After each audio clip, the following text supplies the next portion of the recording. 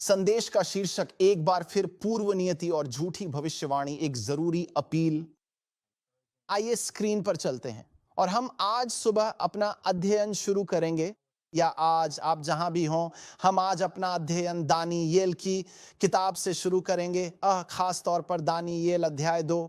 और आपको बस थोड़ी जानकारी देने के लिए कि यहां क्या हो रहा है। दानियेल अध्याय 2 में नबूकदनेस्सर बाबुल के राजा ने एक सपना देखा था। उसे याद नहीं है कि सपने में क्या था, और इसलिए वह सभी बुद्धिमान लोगों और जादूगरों से कह रहा है कि वे आकर उसे बताएं कि उसने क्या सपना देखा और उसका मतलब क्या था। उसका कोई भी बुद्धिमान या जादूगर ऐसा नहीं कर सका। और वह अपने राज्य के सभी बुद्धिमान लोगों के लिए मौत का फरमान जारी कर देता है। दानियेल भी उसके राज्य के बुद्धिमान लोगों में से एक है। और इसलिए दानियेल जब यह खबर सुनता है तो वह राजा के पहरेदार से कहता है, मुझे कुछ समय दो और मैं राजा का सपना बताऊंगा और उसका मतलब भी समझाऊंगा। तो उस रात दानियेल और उसके दोस्त प्रभु से प्रार्थना करते हैं और प्रभु दानियेल पर वह सपना जाहिर करते हैं। और इसलिए हम दानियेल अध्याय 2 और उसके 28वें पद से शुरू कर रहे हैं, जहां दानियेल नबूकदनेस्सर को यह बताने वाला है कि यह सपना किस बारे में था। आइए स्क्रीन पर चलते हैं और दानियेल अध्याय 2 पद 28 में हम ये पढ़ते हैं। परंतु स्वर्ग में एक परमेश्वर है जो भेदों को प्रकट करता है, और उसी ने नबूकदनेस्सर राजा को बताया है कि अंत के दिनों में क्या क्या होने वाला है। तेरा स्वप्न और जो कुछ तूने पलंग पर पड़े हुए देखा वह यह है। हे राजा, पलंग पर पड़े पड़े तेरे मन में यह विचार आया कि भविष्य में क्या होने वाला है, और भेदों का प्रकट करने वाला तुझे बताता है कि क्या होने वाला है। कृपया इन शब्दों पर ध्यान दें कि इसके बाद क्या होगा और क्या होने वाला है। आगे बढ़ते हैं। हे राजा, तू देख रहा था कि एक बड़ी मूर्ति है। यह बड़ी मूर्ति जिसकी चमक बहुत बढ़िया थी तेरे सामने खड़ी थी, और उसका रूप भयानक था। उस मूर्ति का सिर शुद्ध सोने का था, उसकी छाती और भुजाएं चांदी की, उसका पेट और जांघें पीतल की, उसकी टांगें लोहे की, और उसके पांव कुछ लोहे के और कुछ मिट्टी के थे। तू देखता रहा कि एक पत्थर बिना किसी के खोदे आप ही आप उखड़ गया, और उस मूर्ति के पांवों पर जो लोहे और मिट्टी के थे लगकर उन्हें चूर चूर कर दिया। तब लोहा, मिट्टी, पीतल, चांदी और सोना सब एक संग चूर चूर हो गए और गर्मियों में खलिहानों के भूसे के समान हो गए, और हवा उन्हें ऐसा उड़ा ले गई कि उनका कहीं पता न मिला। और वह पत्थर जिसने उस मूर्ति को तोड़ा था एक बड़ा पहाड़ बन गया और सारी पृथ्वी में फैल गया। अब दानियेल नबूकदनेस्सर को यह समझाने वाला है कि इस सपने का क्या मतलब है, और वह कहता है सपना तो यह है, और हम राजा को उसका मतलब बताएंगे। हे राजा, तू राजाओं का राजा है, क्योंकि स्वर्ग के परमेश्वर ने तुझे राज्य, सामर्थ, शक्ति और महिमा दी है। और जहां कहीं मनुष्य के संतान बसते हैं, मैदान के पशु और आकाश के पक्षी उसने तेरे हाथ में दे दिए हैं, और तुझे उन सब पर शासक बनाया है। तू ही यह सोने का सिर है, और तेरे बाद एक और राज्य उदय होगा जो तुझसे छोटा होगा, और एक और तीसरा पीतल का राज्य जो सारी पृथ्वी पर शासन करेगा, और चौथा राज्य लोहे के समान मजबूत होगा। क्योंकि जिस प्रकार लोहा सब वस्तुओं को चूर चूर कर देता है, और जिस प्रकार लोहा इन सब को तोड़ता है, उसी प्रकार वह चूर चूर कर देगा और कुचल देगा। और जैसा कि तूने पांवों और उंगलियों को कुछ कुम्हार की मिट्टी का, कुछ लोहे का देखा, राज्य विभाजित होगा, परंतु उसमें लोहे की मजबूती होगी, क्योंकि तूने लोहे को गीली मिट्टी में मिला हुआ देखा। और जैसे पांवों की उंगलियां कुछ लोहे की और कुछ मिट्टी की थीं, उसी प्रकार राज्य कुछ मजबूत और कुछ टूटा हुआ होगा। और जैसा तूने लोहे को मिट्टी के साथ मिला हुआ देखा, वे मनुष्यों के वंश के साथ मिल जाएंगे, परंतु वे एक दूसरे से मेल नहीं खाएंगे, जैसे लोहा मिट्टी के साथ मेल नहीं खाता। और उन राजाओं के दिनों में स्वर्ग का परमेश्वर एक ऐसा राज्य स्थापित करेगा जो कभी नाश न होगा, और वह राज्य दूसरे लोगों के हाथ में न छोड़ा जाएगा, परंतु वह इन सब राज्यों को चूर चूर कर डालेगा, और वह सदा तक बना रहेगा। और अब इस आखिरी पद पर ध्यान दें, इससे पहले कि हम इसे विस्तार से समझें, क्योंकि तूने देखा कि वह पत्थर बिना किसी के खोदे पहाड़ में से उखड़ दिया गया और उसने लोहे, पीतल, मिट्टी, चांदी और सोने को चूर चूर कर दिया। महान परमेश्वर ने राजा को बताया है कि भविष्य में क्या होने वाला है, और स्वप्न निश्चित है और उसका अर्थ पक्का है। ठीक है, और मैं अभी पढ़ी गई हर बात को दोहराना चाहता हूं। नबूकदनेस्सर का सपना यह है कि उसने एक आदमी की मूर्ति देखी जिसका सिर सोने का था, उसकी छाती और भुजाएं चांदी की, उसका पेट और जांघें पीतल की, उसकी टांगें लोहे की, उंगलियां लोहे और मिट्टी की। एक पत्थर बिना किसी के खोदे उखड़ता है, जो मूर्ति के पांवों पर लगता है वह मूर्ति को नष्ट कर देता है और उसकी जगह एक पहाड़ उगाता है, जिसका मतलब बाइबल हमें बताती है सोने का सिर बाबुल। कृपया मेरे लिए इसे चैट में लिखें। सोने का सिर बाबुल का प्रतीक था। नबूकदनेस्सर का राज्य, वो बाबुल का राजा है। चांदी की छाती और भुजाएं अहमादी फारसी साम्राज्य का प्रतिनिधित्व करती थीं। वह साम्राज्य था जो बाबुल के बाद आएगा। परमेश्वर नबूकदनेस्सर को बता रहे हैं, तुम्हारा राज्य गिरने वाला है, तुम्हारा राज्य समाप्त होने वाला है। मादी फारस वह राज्य है जिसने बाबुली साम्राज्य को समाप्त किया। पीतल का पेट और जांघें यूनानी साम्राज्य का प्रतीक थीं और लोहे की टांगें रोम का प्रतीक थीं। अब हम इस भविष्यवाणी के बारे में और विस्तार में नहीं जाएंगे, लेकिन मैं चाहता हूं कि आप यह समझें, यह भविष्यवाणी निश्चित थी। पाठ यही कहता है, यह पक्की थी, यह पूर्वनियत थी। कृपया मेरे लिए वह शब्द चैट में लिखें, यह पूर्वनियत थी। परमेश्वर नबूकदनेस्सर को दिखा रहे हैं भविष्य में यही होने वाला है।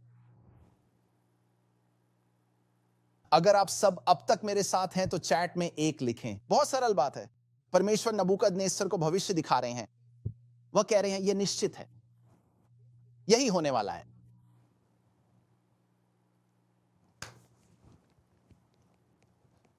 तो नबूकदनेस्सर परमेश्वर के इस वचन के साथ क्या करता है? यह भविष्य सूचक है। यह परमेश्वर का एक भविष्य सूचक वचन है। यह भविष्यवाणी है, यह सत्य है। नबूकदनेस्सर सत्य के इस वचन के साथ क्या करता है? वह उसके साथ क्या करता है जो परमेश्वर ने पहले ही दिखा दिया है कि होना पूर्व नियत है। खैर, हमें अगले ही अध्याय में पता चलता है।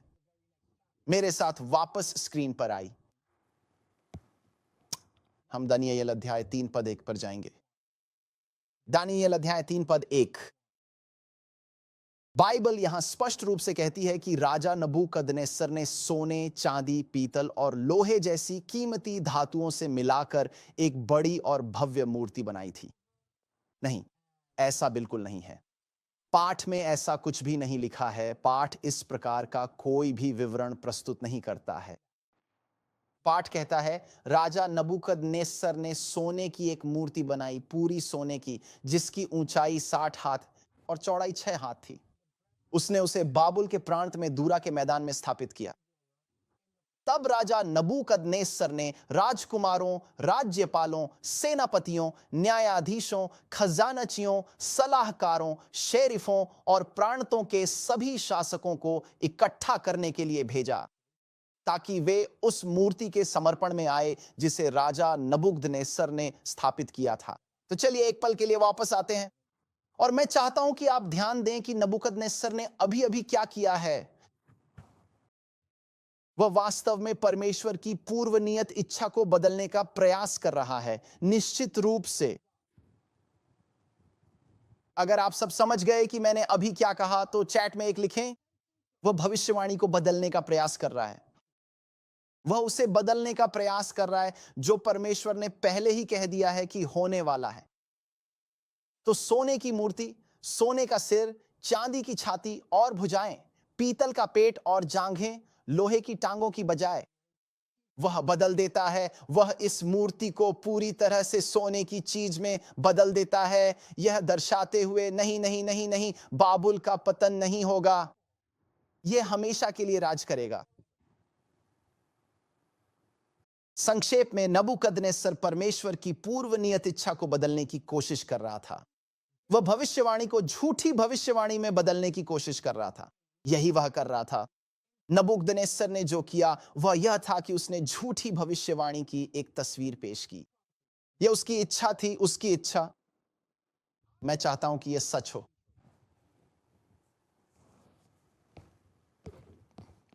हमने संदेश के लिए आधार तैयार कर लिया है। मैं आज आपके साथ कुछ ऐसा साझा करना चाहता हूं जो आपके होश उड़ा देगा परमेश्वर की कृपा से। और वह यह है, परमेश्वर ने आपके लिए एक भविष्य पूर्व नियत किया है। अगर यह आपको खुशखबरी लगती है तो आप सब चैट में 7 लिखें। परमेश्वर ने आपके लिए एक भविष्य पूर्व नियत किया है। वास्तव में यिर्मयाह 29 पद 11 में ध्यान दें कि प्रभु क्या कहते हैं। बाइबल कहती है, क्योंकि मैं उन विचारों को जानता हूं जो मैं तुम्हारे बारे में सोचता हूं, प्रभु कहता है, बुराई के विचार और शांति के नहीं, तुम्हें एक अपेक्षित अंत देने के लिए। क्या पाठ यही कहता है? पाठ कहता है शांति के विचार और बुराई के नहीं, तुम्हें एक अपेक्षित और सकारात्मक परिणाम देने के लिए। मैं चाहता हूं कि आप सब एक पल के लिए इस पर विचार करें। कृपया कृपया ध्यान से सुनें। परमेश्वर हमें यह बता रहे हैं कि हमारे प्रति उनके विचार शांति और भलाई के हैं। वे हमारे लिए कभी भी बुराई या नुकसान की इच्छा नहीं रखते, बल्कि हमेशा हमारे कल्याण और सुख के बारे में सोचते हैं। वह चाहते हैं कि हमारा एक अपेक्षित अंत हो। तो अब सवाल यह उठता है कि यह अपेक्षित अंत क्या है जो परमेश्वर हमें देना चाहते हैं? यह अपेक्षित अंत क्या है? हम इसे भविष्यवाणी कह सकते हैं। हम इसे कह सकते हैं यह पूर्वनियत अंत क्या है जो परमेश्वर ने हमारे लिए रखा है। मैं तुम्हें बताता हूं कि वह अंत क्या है। आइए हम स्क्रीन पर वापस जाएं और प्रकाशित वाक्य अध्याय 7 श्लोक 9 को देखें। प्रकाशित वाक्य अध्याय 7 श्लोक 9, बाइबल यह कहती है, हर एक जाति और कुल और लोग और भाषा में से एक ऐसी बड़ी भीड़ जिसे कोई गिन नहीं सकता था, श्वेत वस्त्र पहने और अपने हाथों में खजूर की माला लिए हुए सिंहासन के सामने और मेमने के सामने खड़ी थी और ऊंचे शब्द से पुकार कर कह रही थी कि उद्धार के लिए हमारे परमेश्वर का जो सिंहासन पर बैठा है और मेमने का जय जयकार हो। और सब स्वर्गदूत उस सिंहासन और उन प्राचीनों और चारों प्राणियों के चारों ओर खड़े होकर सिंहासन के सामने मुंह के बल गिर पड़े और परमेश्वर को दंडवत करके यह कहने लगे कि आमीन, हमारे परमेश्वर की स्तुति और महिमा और ज्ञान और धन्यवाद और आदर और सामर्थ और शक्ति युगानुयुग बनी रहे, आमीन। श्लोक 13, तब उन प्राचीनों में से एक ने मुझसे पूछा, ये जो श्वेत वस्त्र पहने हैं वे कौन हैं और वे कहां से आए?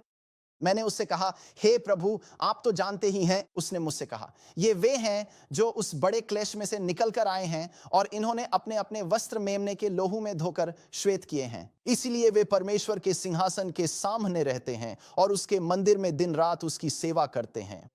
और जो सिंहासन पर बैठेगा वह उनके बीच में निवास करेगा। वे फिर न भूखे रहेंगे, न प्यासे रहेंगे, न उन पर सूर्य की रोशनी पड़ेगी, न कोई गर्मी। और पद 17, क्योंकि मेमना जो सिंहासन के बीच में है उनकी रखवाली करेगा और उन्हें जीवन रूपी जल के सोतों के पास ले जाएगा और परमेश्वर सबको मिटा देगा उनकी आंखों से आंसू। अब मुझे आप सबसे एक पल के लिए मेरे साथ कुछ करने की जरूरत है। मैं चाहता हूं कि आप उस भीड़ की कल्पना करें, उस दर्शक वर्ग की कल्पना कीजिए। यदि आवश्यक हो तो अपनी आंखें बंद कर लें और उस श्रोतागण, उस विशाल जनसमूह की कल्पना करें जिसकी गिनती कोई भी व्यक्ति नहीं कर सकता। और अब मुझे आपसे यह करने की जरूरत है, मुझे तुम्हारा चेहरा देखने की जरूरत है। उस दर्शक दीर्घा में 1 मिनट लो, 1 क्षण लो, और मैं चाहता हूं कि आप उस दर्शक दीर्घा में अपना चेहरा देखें। यही वह अंत है जो परमेश्वर ने आपके लिए अपेक्षित किया है। मुझे यह एक बार फिर से कहने दो, यह अपेक्षित अंत है। भगवान आपका चेहरा हमेशा देखता है, वहां वह आपको उस दर्शक दीर्घा में देखता है।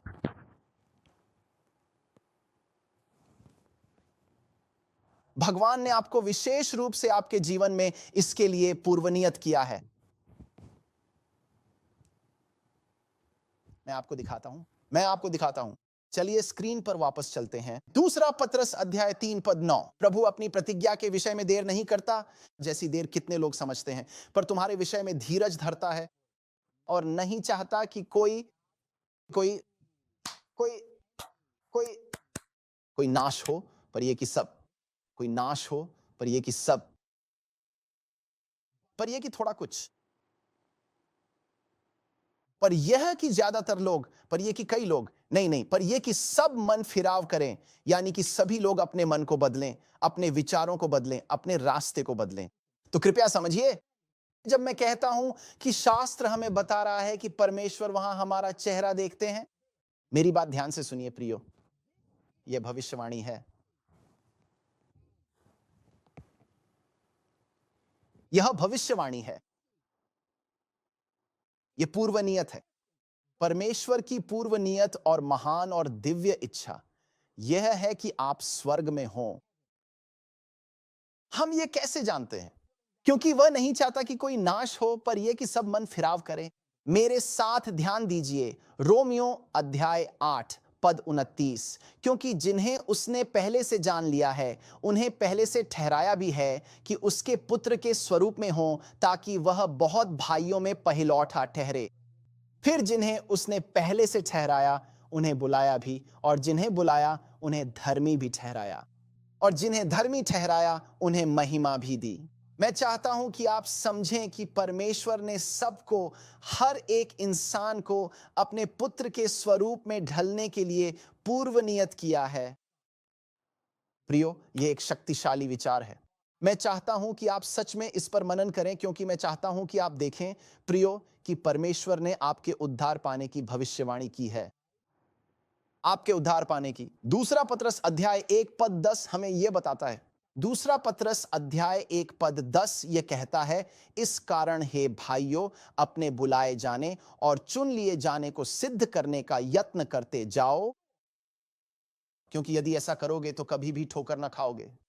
अब मैं आपसे एक सवाल पूछता हूं, अगर पतरस कह रहा है कि हमें अपने बुलाए जाने और चुने जाने को पक्का करना है, तो यह क्या दर्शाता है? इसका क्या मतलब है प्रियो? इसका यह मतलब है, परमेश्वर ने हमारे लिए एक भविष्य तय किया है। यह भविष्य सूचक है,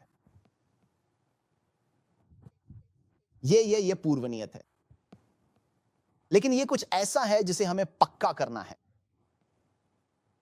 अपने बुलाए जाने को, पतरस कहता है, अपने बुलाए जाने और चुने जाने को पक्का करो। दूसरे शब्दों में, इस भविष्यवाणी को बर्बाद ना करें। सुनिश्चित करें कि आपके बारे में यह भविष्यवाणी, या कहें आपकी भविष्यवाणी, सुनिश्चित करें कि वह भविष्यवाणी पूरी हो। सुनिश्चित करें कि वह भविष्यवाणी पक्की है, निश्चित है, जिसका अर्थ है कि हम भविष्यवाणी को नजरअंदाज कर सकते हैं। हम उसे नजरअंदाज कर सकते हैं जो परमेश्वर ने हमारे लिए पूर्व नियत किया है, या हम उस दर्शन से अलग रास्ता चुन सकते हैं जो परमेश्वर ने हमारे सामने रखा है। क्या आप लोग समझ रहे हैं कि मैं यहां क्या कह रहा हूं? याद रखिए, परमेश्वर ने नबूकदनेस्सर को भविष्य का एक दर्शन दिखाया था, और नबूकदनेस्सर ने क्या किया? नबूकदनेस्सर ने कहा, मैं एक अलग भविष्य चुनता हूं। मुझे लगता है कि जो होने वाला है उसके बजाय मुझे लगता है कि यह होना चाहिए।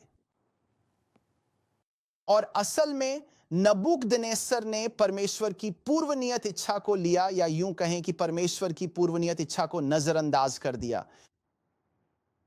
उसने कहा, मैं अपना भविष्य, अपनी छवि खुद बनाऊंगा, मैं अपनी चीज खुद स्थापित करूंगा, मैं अपने रास्ते पर चलूंगा।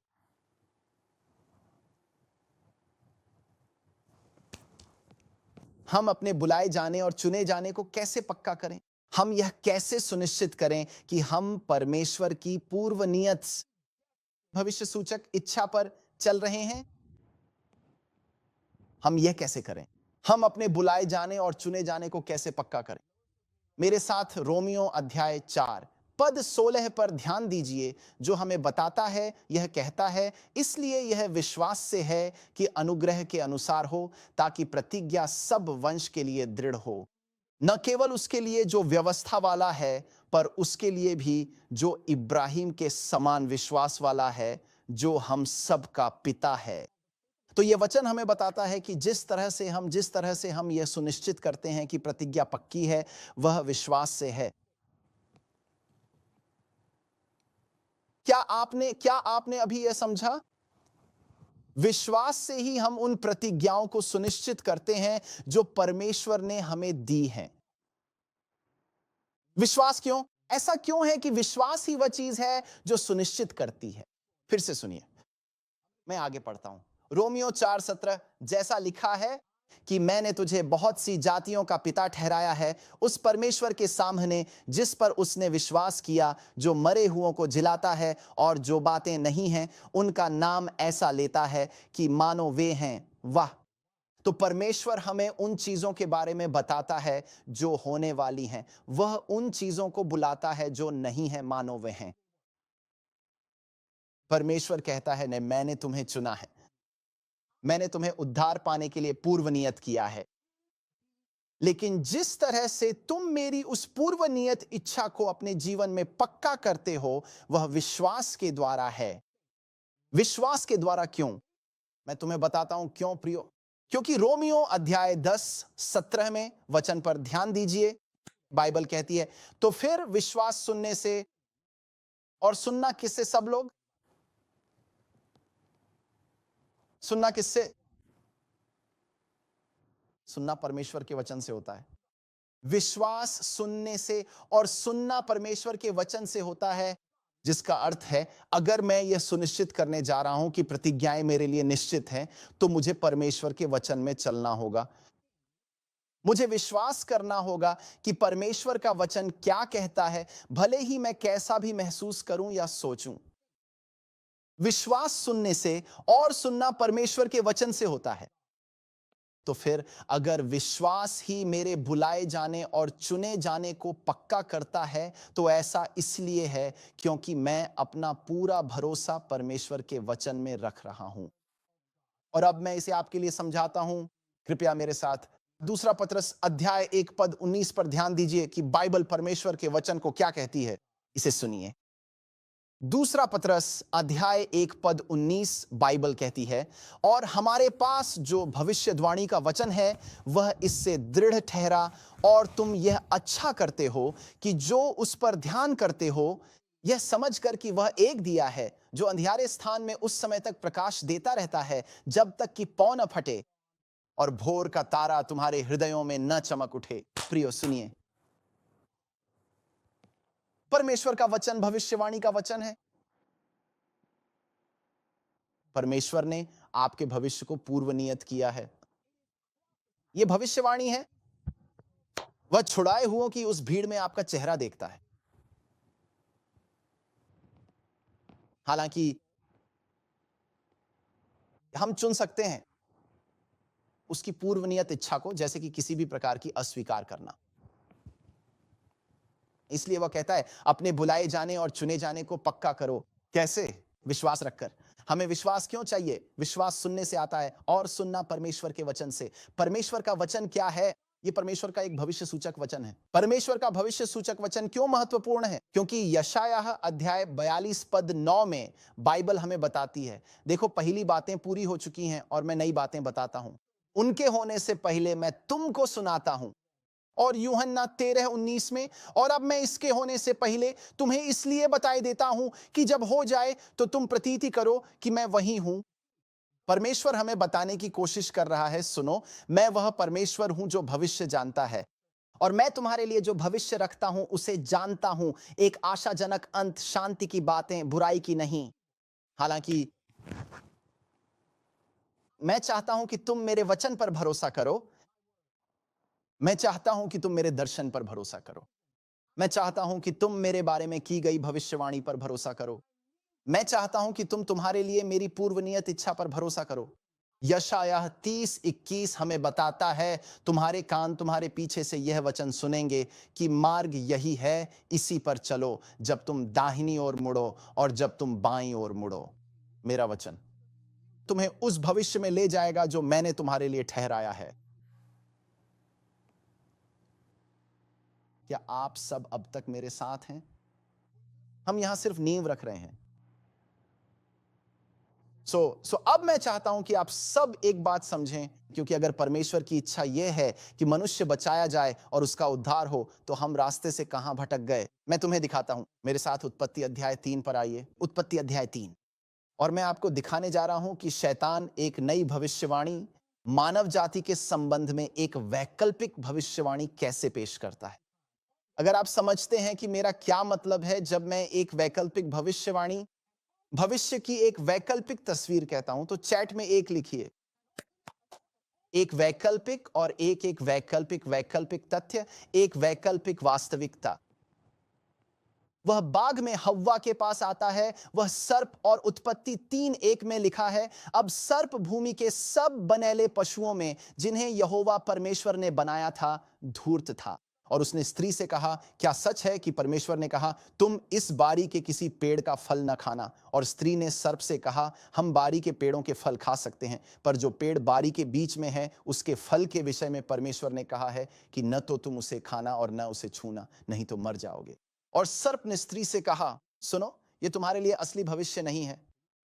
तुम्हारे लिए असली भविष्य यह है कि तुम निश्चय न मरोगे, क्योंकि परमेश्वर जानता है कि जिस दिन तुम उसे खाओगे तुम्हारी आंखें खुल जाएंगी और तुम भले और बुरे का ज्ञान पाकर परमेश्वर के तुल्य हो जाओगे। और जब स्त्री ने देखा कि वह पेड़ भोजन के लिए अच्छा है और आंखों को भाता है और बुद्धिमान बनाने के लिए चाहने योग्य है, तो उसने उसका फल तोड़ा और खाया और अपने पति को भी दिया और उसने भी खाया। और उन दोनों की आंखें खुल गईं और उन्हें मालूम हुआ कि वे नंगे हैं, और उन्होंने अंजीर के पत्ते जोड़कर अपने लिए लंगोट बना लिए।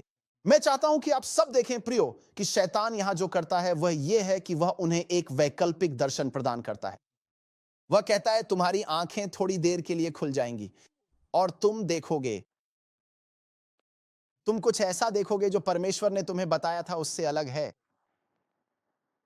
और जो तुम उन खुली आंखों में देखते हो वही तुम्हारा भविष्य है, वही तुम्हें करना चाहिए। तुम्हें अपना जीवन ऐसे ही जीना चाहिए।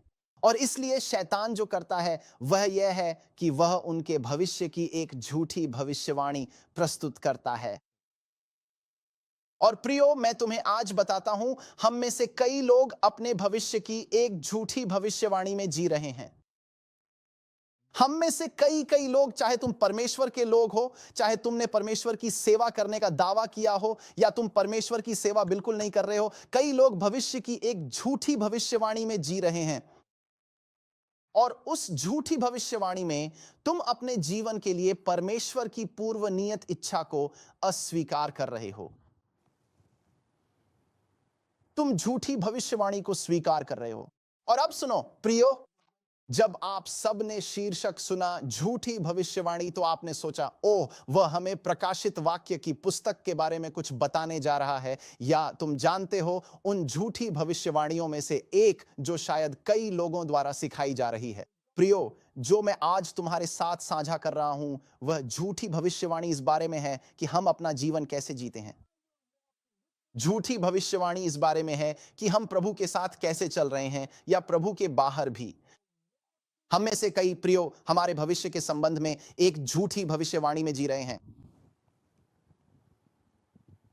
हम हमारे लिए परमेश्वर की पूर्व नियत इच्छा में नहीं चल रहे हैं। हम हमारे लिए उसके दर्शन को नहीं पकड़ रहे हैं।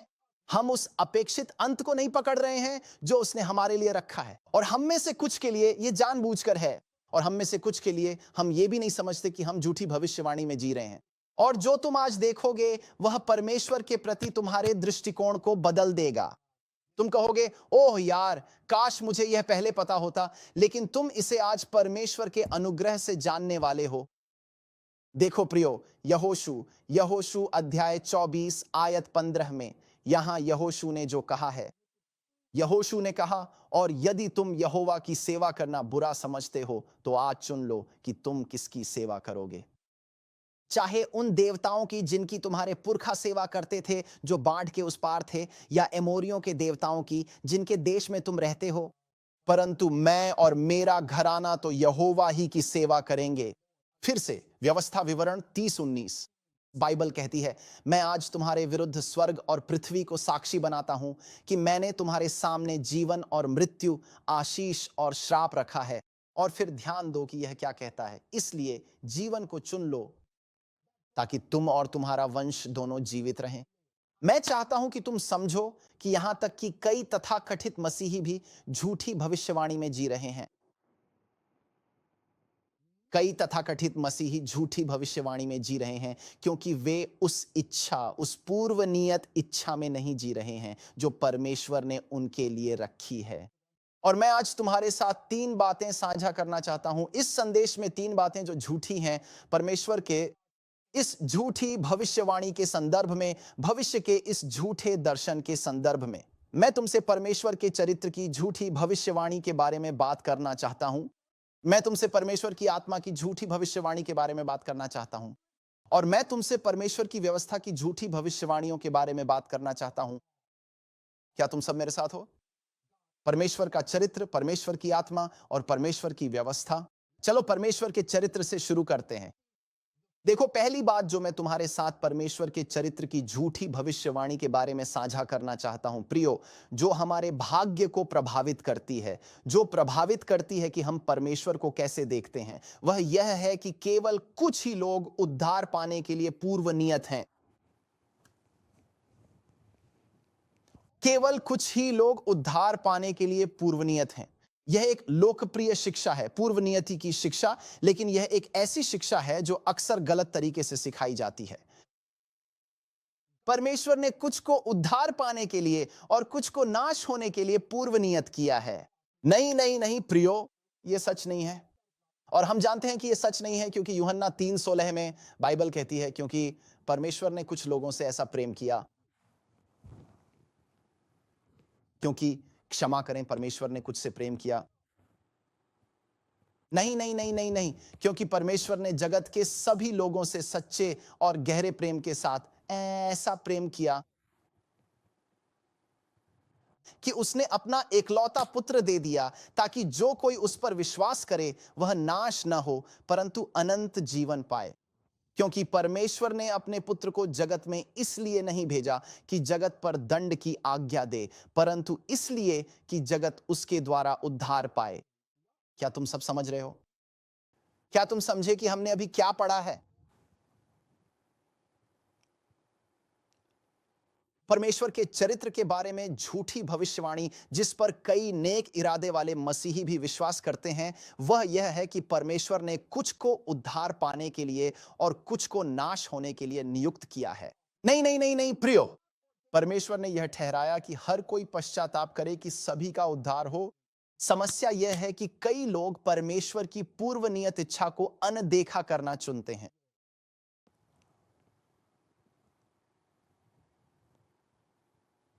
परमेश्वर को कोई आनंद नहीं है।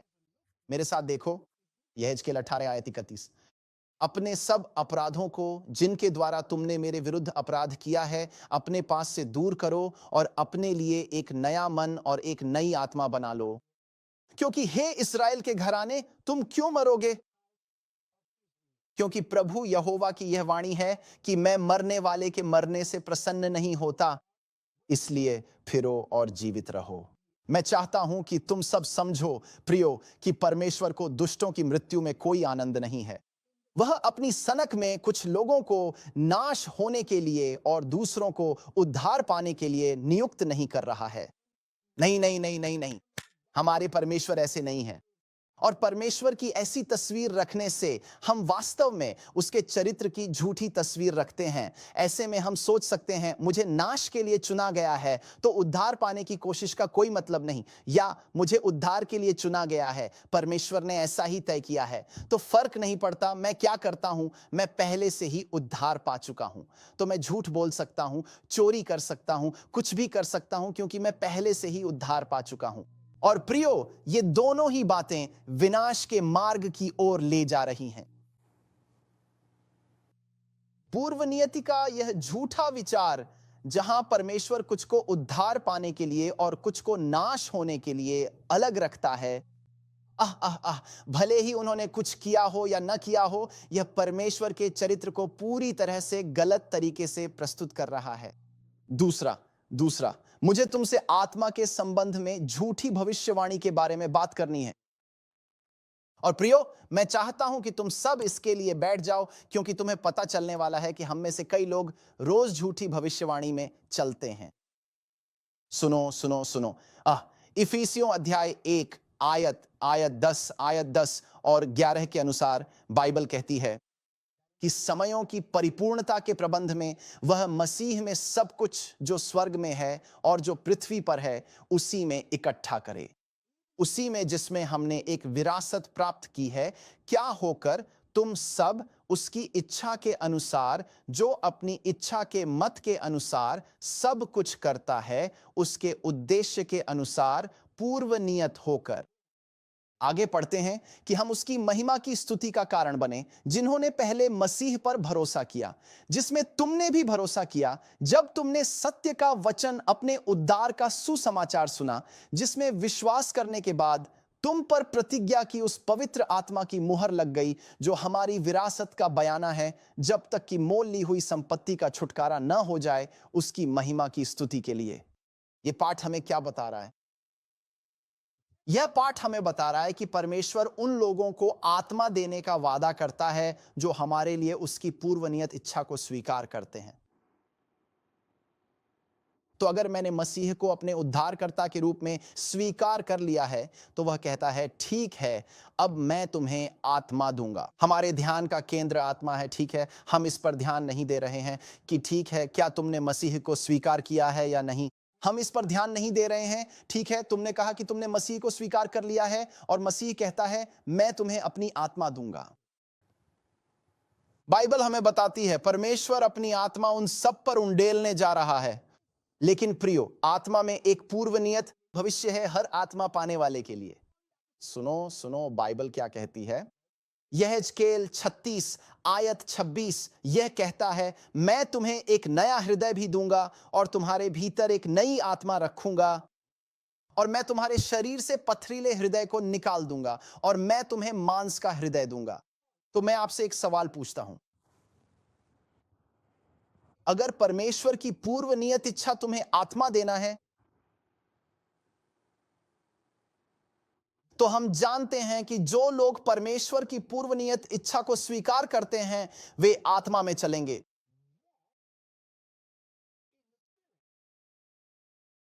आमीन। जो लोग अपने बारे में उस भविष्यवाणी पर विश्वास करते हैं जो स्वयं परमेश्वर ने दी, प्रकाशित वाक्य के साथ, वहां एक बड़ी भीड़ है, उस भीड़ में अपना चेहरा देखो। मैं चाहता हूं कि तुम उस भीड़ में अपना चेहरा देखो। खैर, तुम यहां कैसे पहुंचे? तुम यहां इसलिए पहुंचे क्योंकि तुम्हें आत्मा दी गई थी। खैर, इसका क्या सबूत है कि मुझे आत्मा दी गई है? इसका क्या मतलब है कि मुझे आत्मा दी गई है? मेरे साथ गलातियों अध्याय 5 पर ध्यान दो। गलातियों अध्याय 5 आयत 22। परंतु आत्मा का फल प्रेम, आनंद, शांति, धीरज, कृपा, भलाई, विश्वास, नम्रता, संयम है। ऐसों के विरुद्ध कोई व्यवस्था नहीं है। तो मैं ये कहता हूं, आत्मा में चलो, और तुम नहीं। ये भविष्यवाणी है, तुम सब, ये भविष्यवाणी है। तुम शरीर की लालसा को पूरा नहीं करोगे। तो चलिए इसे एक पल के लिए समझते हैं। बाइबल कहती है कि परमेश्वर ने तुम्हारे लिए आनंद को पूर्व नियत किया है। आनंद, प्रेम, शांति, धीरज, कृपा, भलाई, विश्वास, नम्रता। परमेश्वर ने भविष्यवाणी की है कि जो लोग मेरी इच्छा में चल रहे हैं वे आनंद में भी चलेंगे। ये एक भविष्यवाणी है। तो जब मैं आज उठता हूं तो मैं आनंद चुन सकता हूं। मैं अपने जीवन के लिए परमेश्वर की भविष्यवाणी वाली इच्छा चुन सकता हूं, जो परमेश्वर कहता है आनंद। यही तुम्हारे लिए मेरी भविष्यवाणी है। आनंद, शांति, धीरज, कृपा, भलाई, विश्वास, नम्रता, यही तुम्हारे लिए मेरी भविष्यवाणी है। लेकिन हम में से कई लोग उठते हैं और हम कहते हैं, हां, लेकिन तुम्हें पता है क्या, मैं अंधकार को चुनूंगा, मैं कभी कभी उदासी को चुनूंगा, मैं कभी कभी अवसाद को चुनूंगा, मैं कभी कभी दुख को चुनूंगा, मैं कभी कभी क्रोध को चुनूंगा, मैं निराशा को चुनूंगा। और प्रियो, जब तुम ऐसा करते हो तो तुम झूठी भविष्यवाणी में चल रहे हो। तुम अपने जीवन के लिए परमेश्वर की पूर्व नियत इच्छा को अनदेखा कर रहे हो।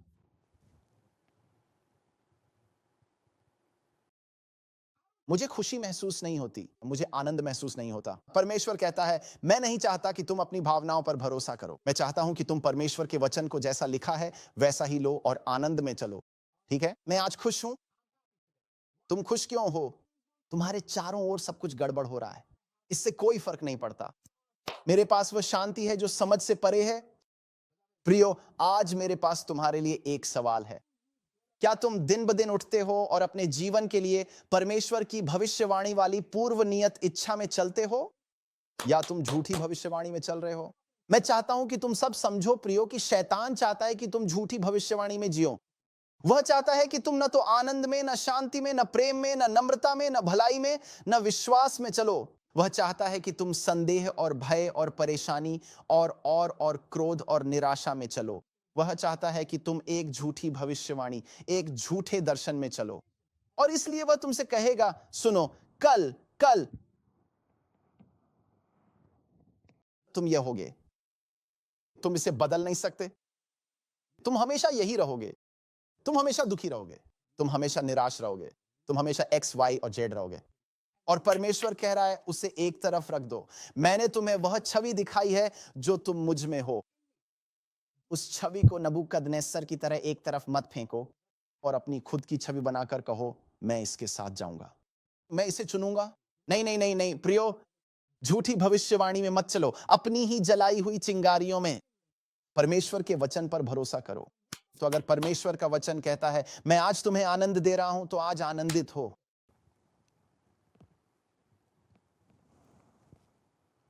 मैं अपने जीवन के लिए परमेश्वर की भविष्यवाणी वाली इच्छा में चल रहा हूं। मैं आज प्रसन्न रहूंगा। मैं आज आनंदित रहूंगा। मैं आज विश्वास का अभ्यास करूंगा। मेरे पास आज शांति होगी। मैं आज धीरज रखूंगा। क्यों? क्योंकि परमेश्वर ने यह मुझे दिखाया। परमेश्वर ने मुझे प्रकाशित वाक्य अध्याय 7 में मेरा चेहरा दिखाया और परमेश्वर ने कहा, तुम यहां ऐसे पहुंचोगे। इसलिए मैं विश्वास करता हूं, मुझे परमेश्वर के भविष्यवाणी वाले वचन में विश्वास है। मैं अपने जीवन के लिए परमेश्वर की पूर्व नियत इच्छा पर भरोसा करता हूं। प्रभु, झूठी भविष्यवाणी में चलना बंद करने में मेरी मदद करो।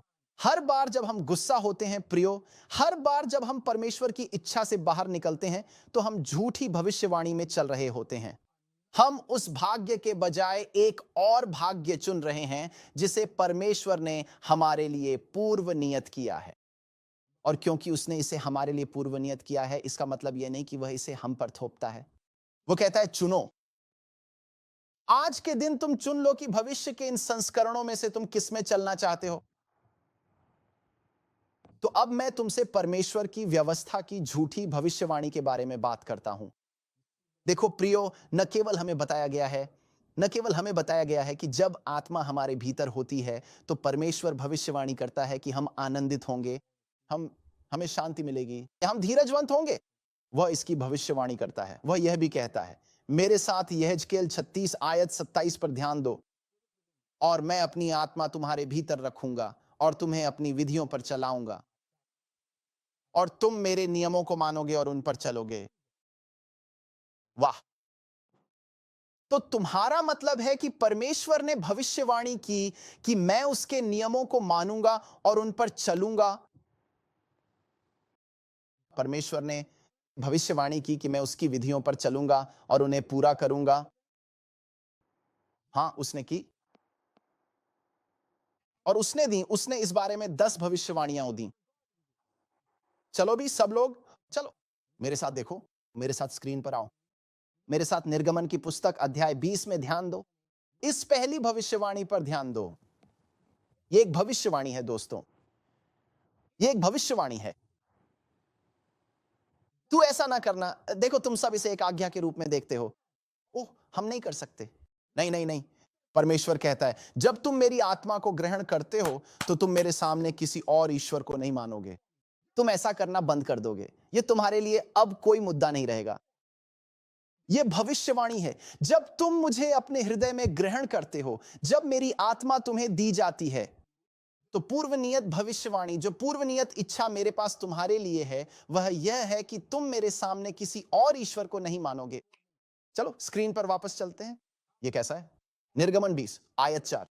तू अपने लिए कोई खुदी हुई मूर्ति ना बनाना, न किसी ऐसी वस्तु की जो ऊपर आकाश में या नीचे पृथ्वी पर या पृथ्वी के नीचे जल में है। न उन्हें दंडवत करना, न उनकी सेवा करना, क्योंकि मैं तेरा परमेश्वर यहोवा जलन रखने वाला हूं, और जो मुझसे बैर रखते हैं उनके बेटों, पोतों और परपोतों को भी पितरों का दंड देता हूं, और जो मुझसे प्रेम रखते और मेरी आज्ञाओं को मानते हैं उन हजारों पर करुणा किया करता हूं। जब तुम मुझे अपने हृदय में ग्रहण करते हो, अगर तुम्हें खुदी हुई मूर्तियों को दंडवत करने में समस्या थी, तो तुम्हें अब वे समस्याएं नहीं होंगी। तुम नहीं करोगे। ये एक भविष्यवाणी है। 10 भविष्यवाणियां क्रिस्टीना, ये 10 भविष्यवाणियां हैं। भविष्यवाणी संख्या 3, तू अपने परमेश्वर यहोवा का नाम व्यर्थ न लेना, क्योंकि जो कोई उसका नाम व्यर्थ ले, यहोवा उसे निर्दोष न ठहराएगा। जब तुम मुझे अपने हृदय में ग्रहण करते हो, मैं अपनी आत्मा तुम्हारे भीतर रखूंगा और तुम्हें इस भविष्यवाणी वाले भविष्य में चलाऊंगा। मैंने तुम्हारे लिए रखा है। और प्रियो, मेरी बात सुनो, अगली जो मैं पढ़ने वाला हूं, यहीं पर बहुत से लोग झूठी भविष्यवाणी में चल रहे हैं। इतने सारे मसीही झूठी भविष्यवाणी में चल रहे हैं, क्योंकि मैं चाहता हूं कि तुम सब इस अगली आज्ञा पर ध्यान दो।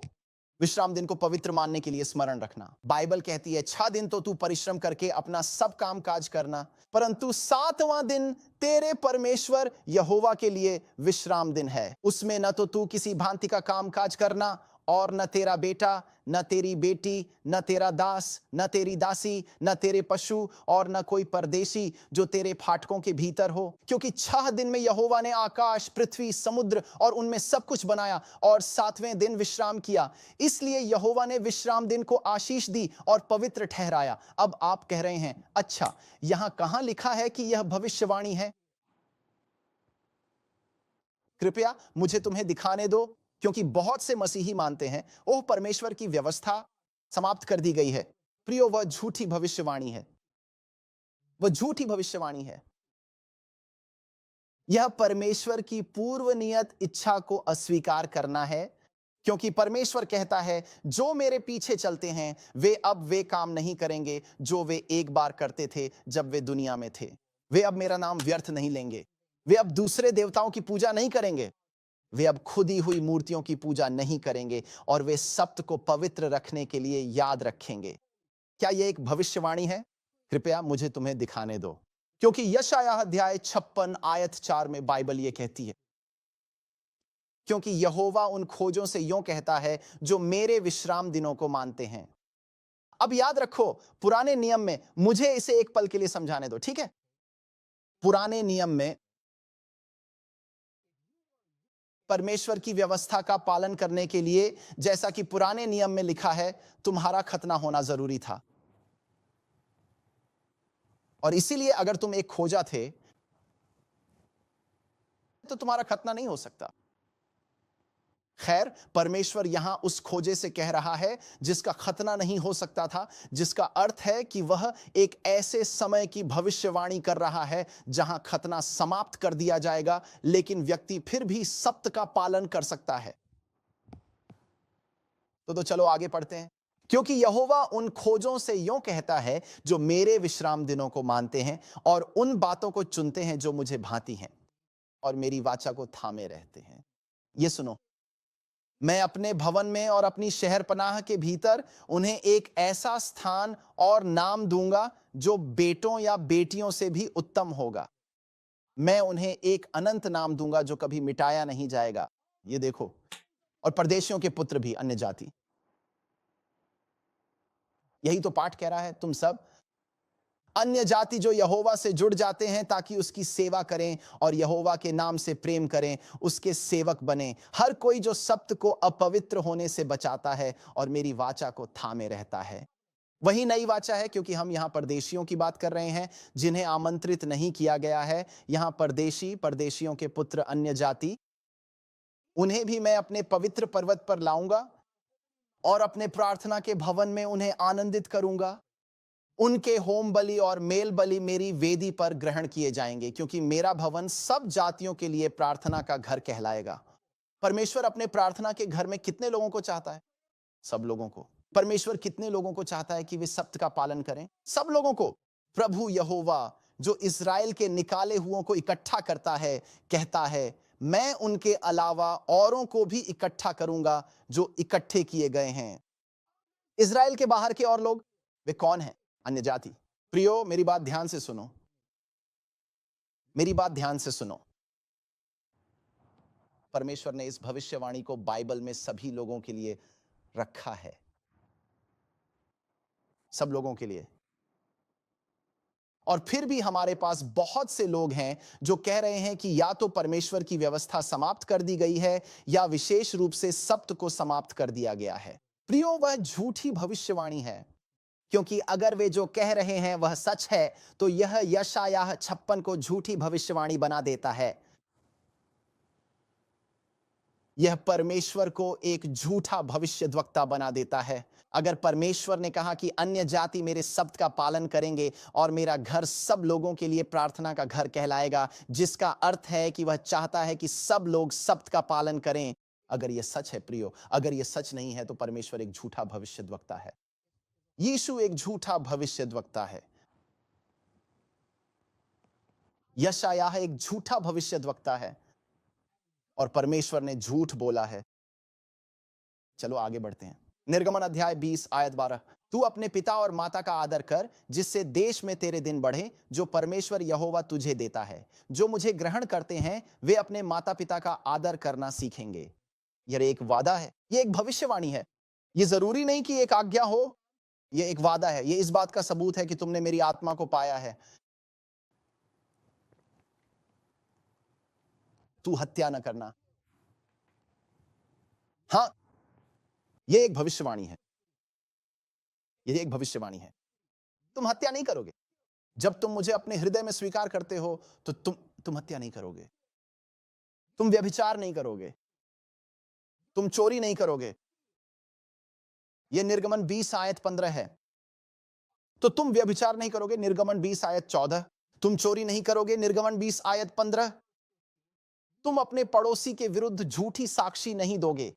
परमेश्वर कह रहा है, जब तुम मुझे अपने हृदय में स्वीकार करते हो, जब मैं तुम्हें आत्मा देता हूं। और हां, जादवा परमेश्वर नहीं कर सकता, या इथेल, परमेश्वर झूठ नहीं बोल सकता।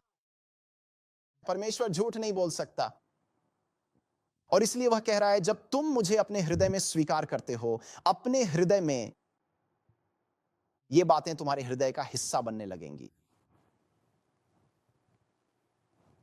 तू झूठी साक्षी ना देना, तू झूठी साक्षी ना देना।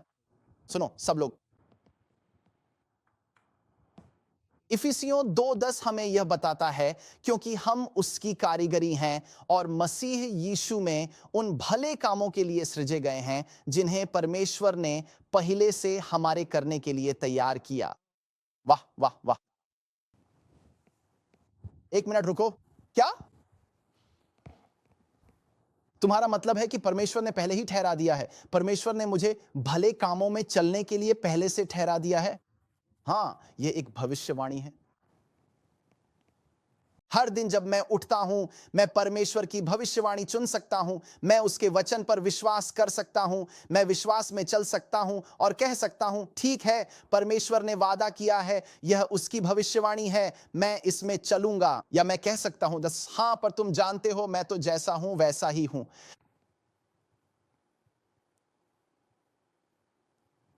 तुम कौन सी भविष्यवाणी चुन रहे हो? तुम भविष्यवाणी के किस संस्करण में चलना चुन रहे हो? क्या तुम अपने जीवन के लिए परमेश्वर की पहले से ठहराई गई इच्छा में चल रहे हो?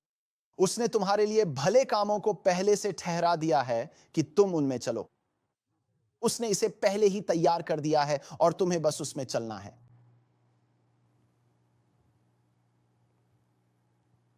तो तुम हर दिन अपने लिए किसकी भविष्यवाणी, भविष्य का कौन सा संस्करण चुनते हो? जब तुम हर दिन उठते हो तो तुम किसके संस्करण में चलोगे? क्या तुम उस संस्करण में चलोगे जो कहता है हां तुम आज गुस्से में हो, हां तुम आज उदास हो, हां तुम किसी काम के नहीं हो? हां, क्या तुम उस संस्करण में चलोगे? क्योंकि वह शैतान का संस्करण है, सब लोग। और वह उस तस्वीर को हमारे सामने सिर्फ हमें हतोत्साहित करने के लिए रखता है। क्या तुम शैतान के उस संस्करण में चलोगे कि परमेश्वर की व्यवस्था समाप्त हो गई है? वह शैतान का संस्करण है। क्या तुम उसकी व्यवस्था को अस्वीकार करोगे? क्या तुम सत्य को अस्वीकार करोगे? वह भविष्यवाणी का शैतान का संस्करण है। वह शैतान का संस्करण है जो परमेश्वर की पहले से ठहराई गई इच्छा का सीधा विरोधाभास है। परमेश्वर ने पहले से ठहराया है कि तुम प्रकाशित वाक्य 14:12 के अनुसार उन लोगों में से हो जो परमेश्वर की आज्ञाओं को मानते हैं और यीशु मसीह की गवाही या विश्वास या गवाही रखते हैं। परमेश्वर ने पहले से ठहराया कि परमेश्वर की व्यवस्था तुम्हारे हृदय पर लिखी जाए। उसने पहले से ठहराया कि परमेश्वर की आत्मा तुम्हारे भीतर चले, तुम्हारे भीतर हो और तुम आत्मा में चलो, न कि शरीर में, ताकि तुम आनंद और शांति और खुशी और लंबे में चलो। उसने ये सब तुम्हारे लिए पहले से ठहराया है। और अब हमारे पास नबूकदनेस्सर की तरह एक विकल्प है। हम या तो देख सकते हैं कि परमेश्वर ने हमें क्या दिखाया है और कह सकते हैं हां, मुझे पता है कि परमेश्वर क्या कहता है, मुझे पता है कि परमेश्वर ने क्या कहा। लेकिन यह वह भविष्य है जो मैं अपने जीवन के लिए चाहता हूं। मैं यह वह और वो करना चाहता हूं, या यह भी नहीं कि मैं यह वह और वो करना चाहता हूं, बल्कि मैं बहुत निराश हूं। परमेश्वर मुझसे प्यार नहीं करता, परमेश्वर मेरे पक्ष में नहीं हो सकता, परमेश्वर मेरे विरुद्ध है। या क्या परमेश्वर के बारे में तुम्हारा यही नजरिया है? क्योंकि ये शैतान के नजरियों में से एक है। सवाल बहुत सीधा है। क्या मैं अपने जीवन में परमेश्वर की इच्छा को स्वीकार करूंगा? क्या मैं अपने जीवन में परमेश्वर की पहले से ठहराई गई इच्छा को स्वीकार करूंगा? या क्या मैं अपनी ही जलाई चिंगारियों में चलना चुनूंगा? क्या मैं शरीर में चलना चुनूंगा? क्या मैं उसकी इच्छा से बाहर चलना चुनूंगा? क्या मैं अपनी भावनाओं में चलना चुनूंगा? बाइबल हमें याकूब अध्याय 4 पद 8 में बताती है, परमेश्वर के निकट आओ तो वह भी तुम्हारे निकट आएगा। हे पापियों, अपने हाथ शुद्ध करो, और हे दुचित्त लोगों, अपने हृदय को पवित्र करो। दुखी हो और शोक करो और रो। तुम्हारी हंसी शोक में और तुम्हारा आनंद उदासी में बदल जाए। प्रभु के सामने दीन बनो तो वह तुम्हें शिरोमणि बनाएगा, वह तुम्हें उठाएगा। यह एक भविष्यवाणी है सब लोग। यह भविष्यवाणी की गई है कि यदि तुम प्रभु के सामने दीन बनो और स्वीकार करो। मुझे नबूकदनेस्सर के सपने के बारे में बहुत जल्दी से समझाने दो और फिर हम इसे समाप्त करेंगे। देखो, परमेश्वर जो दिखा रहा है वह यह है। जब परमेश्वर ने नबूकदनेस्सर को एक ऐसे मनुष्य की मूर्ति दिखाई जिसका सिर सोने का, छाती और भुजाएं चांदी की, पेट और जांघें पीतल की, टांगें लोहे की थीं। मैं चाहता हूं कि तुम समझो कि जेठी यीशु परमेश्वर है। आमीन। हम यीशु के बारे में यही विश्वास करते हैं। यीशु दिव्य है। आमीन। यीशु परमेश्वर है, वह अल्फा और ओमेगा है। लेकिन मुझे इस पर वापस आने दो। हम जो विश्वास करते हैं, जो नबूकदनेस्सर, जो परमेश्वर नबूकदनेस्सर को दिखा रहा था, वह ये था। मनुष्य अपनी इच्छा में जितना आगे चलता है, वह उतना ही पतित होता जाता है, वह उतना ही हठी होता जाता है, वह उतना ही अधिक गुण खोता जाता है। तो सोने से चांदी, पीतल से लोहा। उस मनुष्य का मूल्य जैसे जैसे वह परमेश्वर से दूर होता जाता है, उस मनुष्य का मूल्य कम होता जाता है, कम होता जाता है, जब तक कि वह कुछ भी नहीं रह जाता। इसीलिए राष्ट्र गिर रहे थे। परमेश्वर दिखा रहा था, सुनो, तुम सब मुझसे जितना दूर होते जाओगे, तुम्हारे दिल उतने ही कठोर होते जाएंगे। यह सोने से चांदी, पीतल से लोहे तक जाता है, जिसे बिल्कुल भी ढाला नहीं जा सकता। तो परमेश्वर कह रहा है, मैं चाहता हूं कि तुम खुद को वैसे ही देखो जैसे तुम हो। मैं चाहता हूं कि तुम खुद को दुखी और दरिद्र और अंधा और नंगा देखो। और यदि तुम खुद को दीन करोगे तो मैं उस पत्थर की तरह आऊंगा। मैं तुम्हारे जीवन में आऊंगा, तुम्हारी छवि को नष्ट करूंगा और कुछ नया बनाऊंगा। तुम ऐसा कर सकते हो और कह सकते हो, हां, क्योंकि जब नबूकदनेस्सर दानियेल 3 में सोने की मूर्ति बना रहा था, वह कह रहा था, नहीं, मैं ठीक हूं, मैं ठीक हूं, मैं खुद को संभाल सकता हूं, मैं ठीक हूं। और हम में से बहुत से लोग इसी तरह से अपना जीवन जीते हैं। खैर, मैं नहीं, परमेश्वर, मुझे तुम्हारी जरूरत नहीं है, मैं ठीक हूं, मैं ठीक हूं।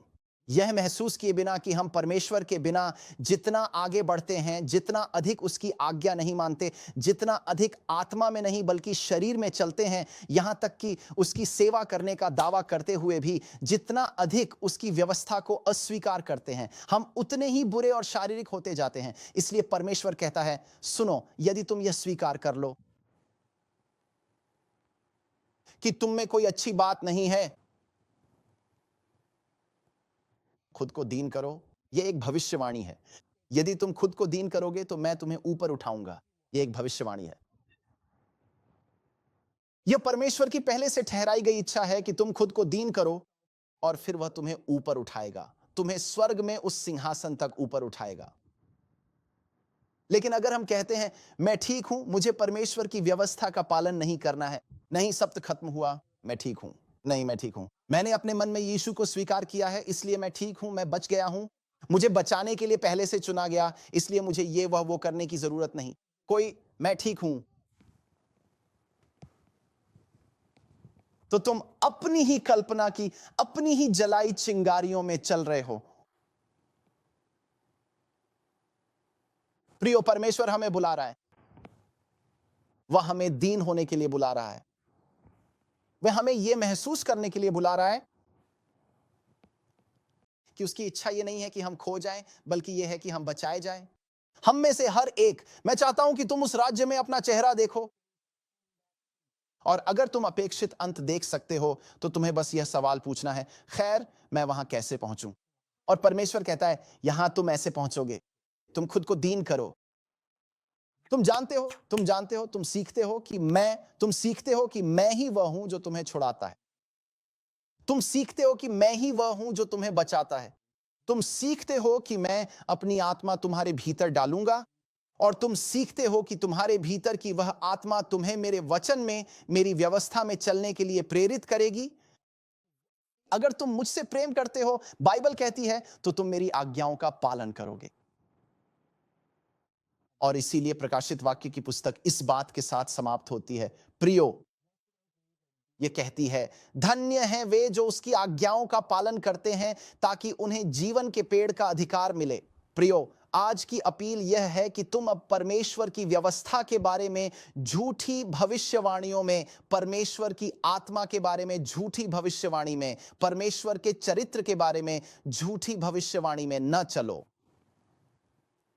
आओ हम आओ हम अपने जीवन के लिए परमेश्वर की पहले से ठहराई गई इच्छा को स्वीकार करें। आओ हम उसकी आत्मा को ग्रहण करें, जिसके द्वारा हमें छुटकारा मिलता है और हम उसके साथ संगति में लाए जाते हैं। और आओ हम आत्मा की भविष्यवाणी को ग्रहण करें, भविष्यवाणी की आत्मा जो कहती है, यदि तुम मुझसे प्रेम करते हो तो तुम मेरी आज्ञाओं का पालन करोगे। अगर आज तुम ऐसे हो तो चैट में एक लिखो, यदि तुम एडवेंटिस्ट हो और झूठी भविष्यवाणी में चल रहे हो, अपनी भावनाओं पर भरोसा कर रहे हो, यदि तुम एडवेंटिस्ट नहीं हो तो तुम परमेश्वर की व्यवस्था की झूठी भविष्यवाणी में चल रहे हो। ओह, इसे खत्म कर दिया गया है, हम जाने के लिए तैयार हैं। यदि तुम उस झूठी भविष्यवाणी में चल रहे हो, यदि तुम मसीही नहीं हो और तुम इस झूठी भविष्यवाणी में चल रहे हो कि परमेश्वर नहीं चाहता कि तुम बचाए जाओ, कि परमेश्वर तुम्हारी परवाह नहीं करता, कि परमेश्वर ने कुछ को बचाने के लिए पहले से ठहराया है और तुम्हें शायद खो जाने के लिए पहले से ठहराया गया है, यदि तुम इनमें से किसी भी झूठी भविष्यवाणी में चल रहे हो तो चैट में एक लिखो और कहो, प्रभु, मैं उन झूठी भविष्यवाणियों को अस्वीकार करता हूं और मैं चुनता हूं, मैं यह विश्वास करना चुनता हूं कि तुम चाहते हो कि मैं स्वर्ग में बचाया जाऊं। तुम मुझे उस सिंहासन पर चाहते हो। नंबर एक, तुम मुझे अपनी आत्मा दोगे और मैं आनंद, शांति, धीरज, कृपा, भलाई, विश्वास, नम्रता, संयम में चलूंगा। और नंबर तीन, वह नंबर दो था। और नंबर तीन, प्रभु, कि तुम अपनी व्यवस्थाओं को मेरे हृदय पर लिखोगे और मैं अब झूठी गवाही नहीं दूंगा, मैं अब झूठी गवाही नहीं दूंगा, मैं अब खुदी हुई मूर्तों की पूजा नहीं करूंगा, मैं अब तुम्हारा नाम व्यर्थ नहीं लूंगा, मैं अब हत्या नहीं करूंगा, मैं अब झूठ नहीं बोलूंगा, चोरी नहीं करूंगा, मैं सत्य की उस भविष्यवाणी को याद रखूंगा जो तुमने अन्य जातियों को तुम्हारे साथ आकर आराधना करने के लिए दी थी। मैं इन बातों को याद रखूंगा, मैं इन बातों का पालन करूंगा और परमेश्वर के अनुग्रह से मैं स्वर्ग में परमेश्वर के सिंहासन के सामने खड़ा होऊंगा। मैं चैट में एक देख रहा हूं, मैं चैट में एक देख रहा हूं। आओ हम प्रार्थना करें और मांगें कि प्रभु हमें अपनी पहले से ठहराई गई इच्छा पर चलाता रहे। स्वर्गीय पिता, धन्यवाद, हमें भविष्य का दर्शन दिखाने के लिए धन्यवाद। प्रभु, हमारी मदद करो कि हम वचन के गलत उपयोग की झूठी भविष्यवाणियों में न चलें, झूठे शिक्षकों की झूठी भविष्यवाणियों में, तुम्हारी व्यवस्था के बारे में झूठी भविष्यवाणियों में, हमारी भावनाओं बनाम जो तुमने वादा किया था कि हम आत्मा में अनुभव करेंगे, उसके बारे में झूठी भविष्यवाणियों में न चलें। प्रभु, हमें अपने जीवन के लिए तुम्हारी पहले से ठहराई गई इच्छा को अस्वीकार करने के लिए क्षमा करो। हम सब तुम्हारी इच्छा को स्वीकार करें कि हम बचाए जाएं।